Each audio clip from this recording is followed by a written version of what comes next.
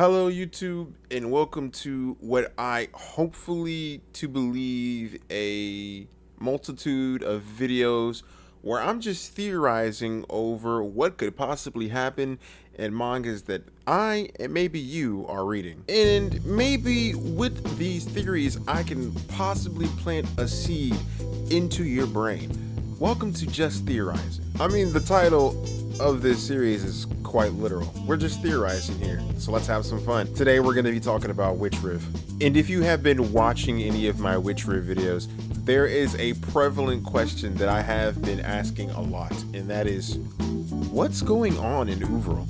Well, first off, let's go ahead and lay down the foundation of this series. Pretty much we have humans and mages. Mages are considered the bane of existence in this world. If you are a mage, you get captured and you get sent over to Uvril. And if there's like a friend you have that has possibly known that you've been a mage and they've been keeping this secret, well, read chapter 1 and you'll see the results of that. But Uvril, however you want to pronounce it, is a location that is pretty much frequently brought up in this series. And I know a lot of you who have been watching or reading throughout this series have this same question in your head. What's going on at Uvril? What is Uvril?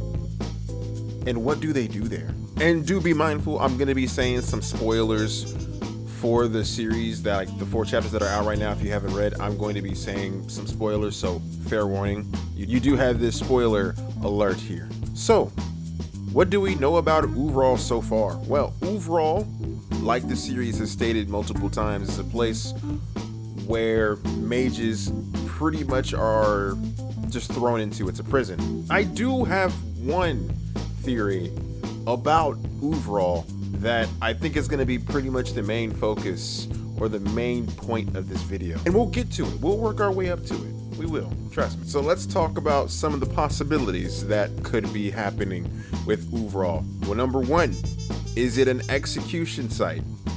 Which I think is probably like the number 1 going on theory. Number 2, are they somehow or somewhat turning some of these mages into soldiers, or using them as like an energy source for something?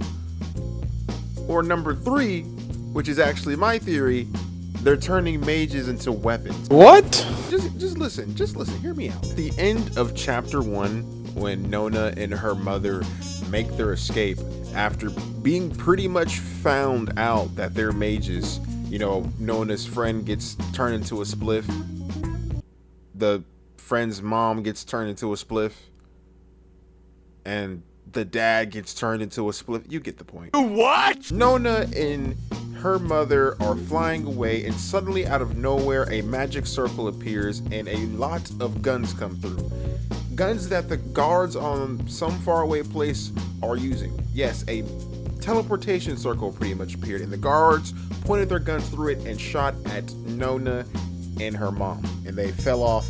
We don't know where her mother is, but we know that her mother got sent to Uvril. And I hope nothing has happened to the mother, but I have an inkling suspicion she might get turned into a weapon. Maybe. But we pretty much meet the so far main antagonist. I don't think he's the final antagonist of this series, but we meet pretty much a chief who goes by the name of Garte. I think that's how you say his name. And he states that pretty much we are using these tools and only a certain few number of humans can use them.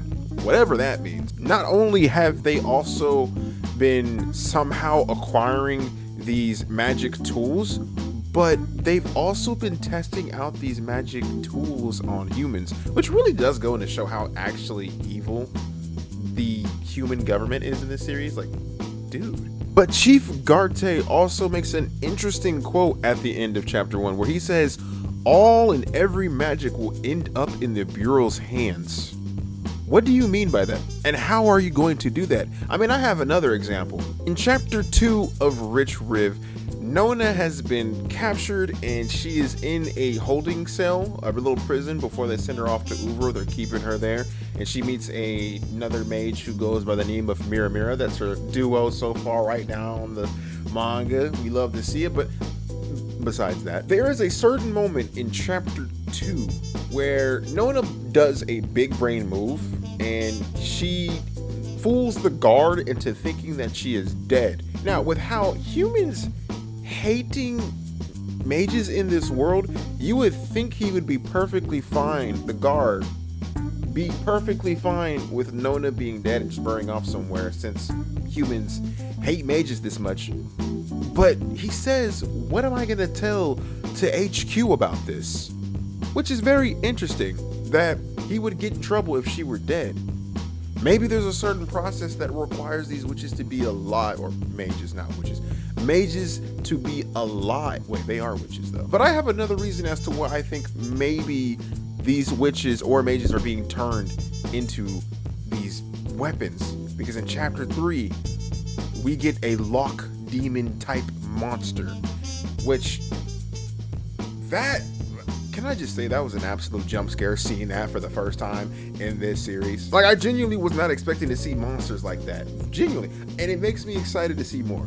And I was about to start yapping all over again. Maybe that'll be for another video. But back to this main point, we see a lock monster, and the guard kind of sort of goes more into depth about what this thing actually is. He says that this thing is a magic tool because it came from the locket that was around Mira's neck. That was, if it were to be broken without the key, then that thing would pop up. And he also says that, you know, humans now being able to use these magic tools, the research that has been put into these type of weapons is progressing steadily, which makes me wonder, okay, maybe they're using the witches or mages' essences to make these weapons. Maybe they're doing that. But then that kind of leads on into my next point. So, in order to beat this lock demon, Nona finds out that she can use her magic, or her alterare, the needle, to unlock the lock, which is the face of this demon, and she uses it to unlock locks, and more locks keep appearing. She has to unlock them all and whatnot. And when she finally reaches the final lock, what's under that is a human skull. I think it's human. A human skull. Which is so interesting to me. Like, it seems like a detail like that might have been skipped over by a few people, and I skipped over it first, but now that I'm reading these chapters, I'm just thinking, you know, I feel like that's purposely done, and maybe it really is. I feel like maybe there are a ton of things that are being sprinkled into this series so far that we don't realize that we're looking at. Which, you know, why we're making this video. Why I just want to talk about it. You know, talking about it at 11:30 p.m. that's passion. But, you know, with Nona and Mira out seeking the mage group named Kuovelta, they are a group that has been breaking other, you know, mages out of these Uvrall facilities. Perhaps when we finally meet this group, when we actually go to one of these Uvrall facilities, we finally can uncover the secrets that are being kept there. And like I said before, my main theory is that, well, they are turning mages into weapons there. I think that's what's happening. Or they're using the mages to make these weapons. I'm on the firm belief that they're using the mages as essence, or their bodies in general, to make these weird, crazy amalgamations. That's my leading theory. But let me know what you thought. I thought I would just go ahead and make this video, just get my thoughts off on exactly what Uvrall is, but I think this will be my #1 leading theory. They are made out of people. Let me know what your theories might also be. Do you agree? Do you disagree? I would love to chat with you. But other than that, I think, like I said, that's going to do it. I appreciate you for watching this video, taking time out of your day to just watch me theorize. And hopefully we can keep continuing to make more videos like this, because, hey, I enjoy it. But other than that, peace. 07.